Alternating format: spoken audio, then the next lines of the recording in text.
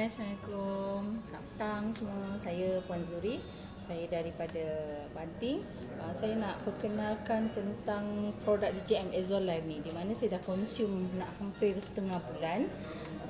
Banyak perubahan, di mana pada awalnya saya mempunyai masalah kesihatan. Saya ada masalah saraf, saya ada masalah sendi, and then saya pernah warded di Hospital Kelang kerana sakit saya berbulan-bulan, and then hampir nak dikonsum, nak didiagnose, nak didiagnose untuk jadi kanser darah.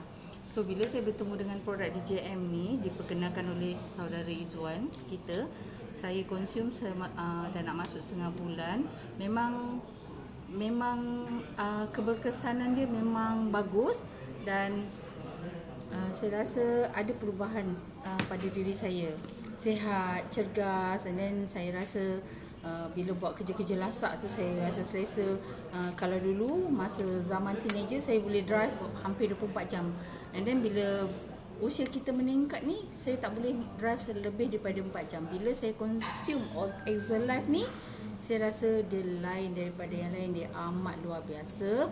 Dan untuk perempuan semestinya suri rumah, untuk anda jaga kesihatan anda, untuk diri anda cantik luar dan dalam, consumelah Exolife ni.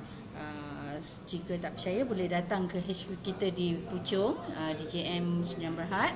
And then di sini, di mana kita ada menyediakan tentang memeriksa stem sel darah kita, okey, secara percuma.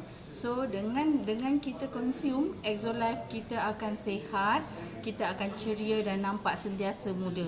So kalau nak cuba, datanglah ke DJM.